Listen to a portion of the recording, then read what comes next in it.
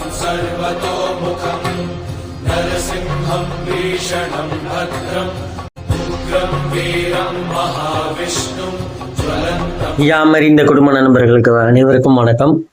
இப்போ நம்ம பார்க்க இருக்க இந்த சின்ன பதிவு தடை அதை உடை, தடைகளை நீக்குவது எப்படி அப்படின்றத பத்தி நம்ம இப்ப பார்க்க போறோம்.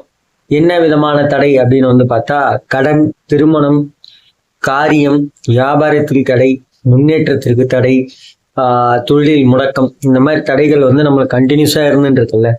அந்த தடையை எப்படி இது பண்றது அப்படின்னு பாத்தீங்கன்னா, நம்ம ஒரு விஷயம் செய்ய போறோம், இல்லை இன்னைக்கு ஒரு விஷயத்துக்காக நம்ம ஒரு இடத்துல போய் ஒருத்தரை பார்க்க போறோம் அப்படின்னா, முதல்ல நம்ம விநாயக பெருமானை போய் வழிபட்டுட்டு அதுக்கப்புறமா அந்த விஷயத்துக்கான முயற்சியை நம்ம எடுத்தோம்னா கண்டிப்பா அந்த தடைகள் நீங்கி நம்மளுக்கு காரியங்கள் வெற்றி கூறுங்க. இப்போ நம்ம திருமணத்துக்காக ஒரு இடம் பார்க்க போறோம்னா அதுக்கு முன்னாடி விநாயகரை வழிபட்டுட்டு போங்க. அதே போல வியாபாரத்துக்காகவா இருந்தாலும் சரி, கடன் வாங்குறதுக்காக இருந்தாலும் சரி, கடன் கொடுக்கறதுக்காகவா இருந்தாலும் சரி, தயவு செய்து விநாயகர் பெருமானை வழிபட்டு கொண்டு செல்லுங்கள். கண்டிப்பாக நல்லதே நடக்கும். தடைகளை நீக்கிறதுக்காக ஆஞ்சநேயர் வழிபாடு. ஆஞ்சநேயர் வழிபாடு எப்படின்னு பாத்தீங்கன்னா, ஆஞ்சநேயருக்கு மொத்தம் மாசத்துல 3 முறை வழிபடலாம். அதையும் எப்படி வழிபடலாம் அப்படின்றது நான் சொல்றேன். ஒண்ணு சனிக்கிழமை, சாட்டர்டே, அதுக்கப்புறம் அமாவாசை, அப்புறம் ஆஞ்சநேயரோட மூலா நட்சத்திரம். இந்த 3 தினத்துல ஒரு தினம் நம்ம செலக்ட் பண்ணி எடுத்துக்கிட்டு அந்த ஒரு தினத்துல அவர் வழிபடலாம். சனிக்கிழமை அவருக்கு போய் வெத்தலை மாலையோ சாத்தி வழிபடலாம். நம்மளுக்கான அந்த காரியம் நிறைவேறிய பிறகு அவருக்கு வெண்ணெய் காப்போ அல்லது வடமாலையோ சாத்தி வழிபட்டு கொண்டு வரலாம். அதாவது நம்ம அந்த காரியம் நிறைவேறினதுக்கு அப்புறம் மூலா நட்சத்திரத்தன்றோ இல்லை சனிக்கிழமைக்கோ இல்லை அமாவாசைக்கோ அவருக்கு அந்த வெண்ணெய் காப்பை சாத்தி நம்ம வழிபட்டு கொண்டு வரலாம்.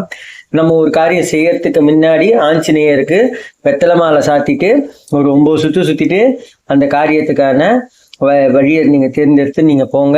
கண்டிப்பாக அந்த காரியம் கைகூடி உங்களுக்கு நிறைவேறும். அறிந்த குடும்ப நண்பர்கள் அனைவருக்கும் வணக்கம். இப்ப நம்ம பார்க்க இருக்க பதிவு பாத்தீங்கன்னா, தடை அதை உடையில இது ஒரு 3வது பதிவா எடுத்துக்கோங்க.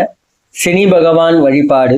சனி பகவான் வழிபாடு அப்படின்றது பாத்தீங்கன்னா, சாட்டர்டே, அதாவது சனிக்கிழமை அன்று சனி பகவானுக்கு நம்ம வழிபடலாம். இதுல மெயினா யார் வழிபடணும் அப்படின்னு பாத்தீங்கன்னா, கடன் பிரச்சனை இருக்கிறவங்க, தொழில முன்னேற்றம் இல்லாம இருக்கிறவங்க, இந்த மாதிரி இருக்கிறவங்க சனி பகவான சாட்டர்டேஸ்ல வழிபட்டா அவ்வளவு விசேஷம். அவருக்கு ஒரு எள்ளு தீபத்தை போட்டுட்டு அவர் கிட்ட நம்ம பேர்ல அர்ச்சனை பண்ணின்னு போகலாம்.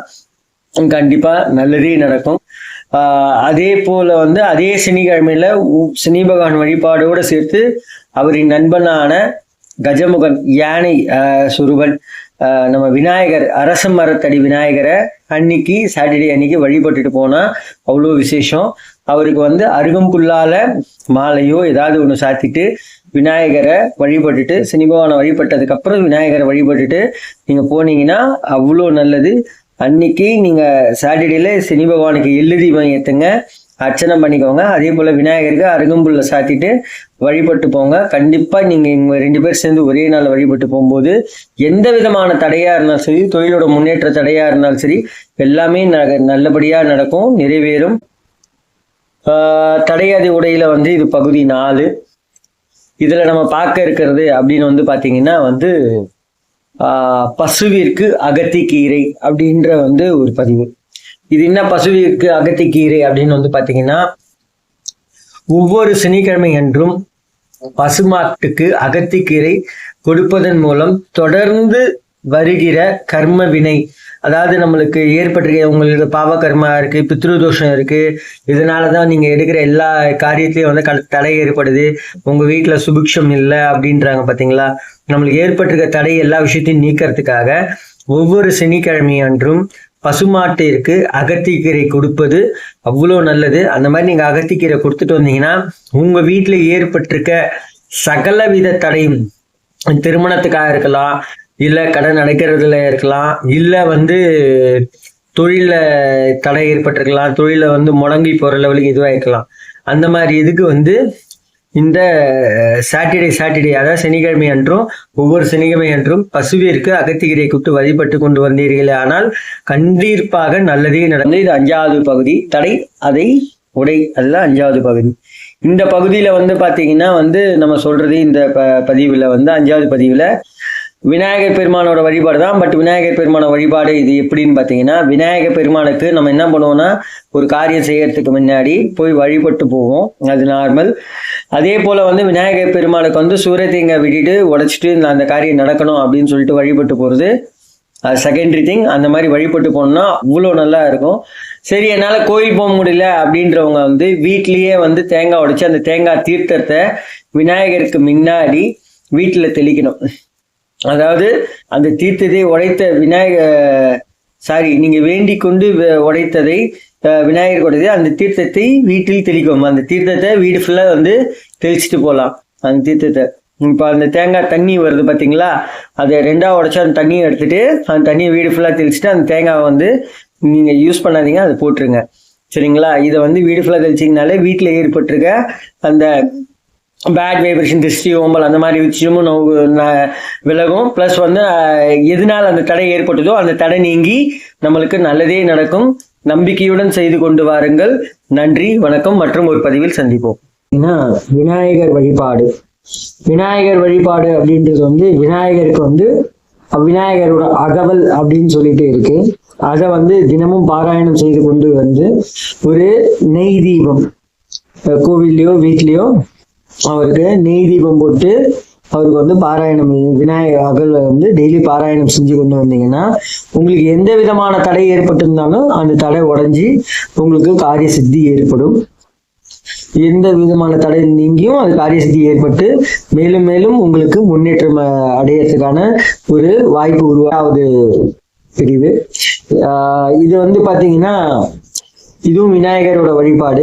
விநாயகருக்கு எப்படி இதை வழிபடுறது அப்படின்னு வந்து பாத்தீங்கன்னா, அக்ஷதை நம்ம வீட்டில் செய்வோம் பார்த்தீங்களா, கொஞ்சோண்டு பச்சரிசி மஞ்சள்ல வந்து பன்னீரை மிக்ஸ் பண்ணி அந்த அரிசி மஞ்சள் எல்லாத்தையும் மூணுத்தையும் மிக்ஸ் பண்ணி அக்ஷதை மாதிரி பண்ணிட்டு அந்த அக்ஷதையில விநாயகரோட 108 போற்றியோ இல்லை நாமாவளி அஷ்டோத்திரமாவோ படிச்சாலும் சரி, உங்களுக்கு எது ஈஸியா இருக்கு, எது படிக்க முடியுமோ அதை படிச்சு நீங்க விநாயகருக்கு வந்து அர்ச்சனை பண்ணிட்டு வந்தீங்கன்னா உங்களுக்கு எந்த விதமான தடை ஏற்பட்டிருந்தாலும் அந்த தடைகள் வந்து நீங்கி உங்களுக்கு காரிய சித்தி ஏற்படும் அப்படின்றது வந்து இது ஒரு தாந்திரிக வழிபாடா வந்து சொல்லியிருக்காங்க.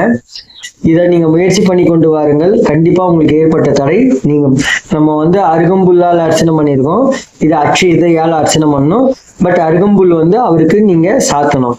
இப்போ வந்து வீட்டுல இருக்க விநாயகருக்கு கொஞ்சம் சின்னதா அருகம்புல் இருந்த அப்புறம் அந்த அருகம்புல்லை சாத்திட்டு இந்த அக்ஷதையால் அர்ச்சனை பண்ணின்னு வந்தீங்கனாலே உங்களுக்கு ஏற்பட்டிருக்க தடை அனைத்தும் நீங்கும்.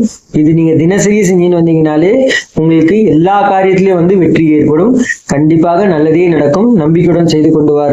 கடன் மற்றும் காரிய தடைகள் அப்படின்றது வந்து நீங்கிறதுக்கு என்ன பண்ணலாம் அப்படின்னு வந்து பாத்தீங்கன்னா, கடன் மற்றும் காரிய தடைகள் நீங்கிறதுக்கு வந்து நீங்க செய்ய வேண்டிய பரிகாரம் ஞாயிற்றுக்கிழமை அல்லது செவ்வாய்க்கிழமை, இந்த 2 கிழமையில வர ராவு காலம். இப்ப செவ்வாய்க்கிழமை அப்படின்னா 3-4, ஞாயிற்றுக்கிழமைனா 4-6, இந்த 2 கிழமையில வர அந்த ராவு காலத்துல பைரவர் வழிபாடு. பைரவருக்கு வந்து கோவில்ல போயிட்டு வழிபட்டுன்னு வந்தீங்கன்னா உங்களுக்கு நேரடியாவோ இல்ல மறைமுகமாவோ ஏற்பட்டிருக்க அந்த தடை, மறைமுகமான திஷ்டி இருக்கலாம், ஓம்பல் இருக்கலாம், அந்த மாதிரி அதாவது நம்ம வளர்ச்சியை கண்டு பொறாமப்படுறவங்க நிறைய பேர் இருக்காங்க. ஸோ அந்த பொறாமையினால் நம்மளுக்கு எடுத்து வைக்கிற ஒவ்வொரு அடியும் வந்து தடையா இருக்கும். அந்த தடை நீங்கிறதுக்கு அது மிகவும் உதவி செய்யும். அதனால நம்பிக்கையோடு செய்து கொண்டு வாருங்கள். இது வந்து பாத்தீங்கன்னா ஞாயிற்றுக்கிழமை, அதாவது ஞாயிற்றுக்கிழமை மற்றும் செவ்வாய்க்கிழமை ராவு காலத்தில் பைரவர் வழிபாடு செய்வது மிகவும் சிறந்தது. நம்மளுக்கு ஏற்பட்டிருக்க அனைத்து தடைகளும் நீங்கி நல்லதே நடக்கும். நம்பிக்கையுடன் செய்து கொண்டு வாருங்கள். நன்றி, வணக்கம்.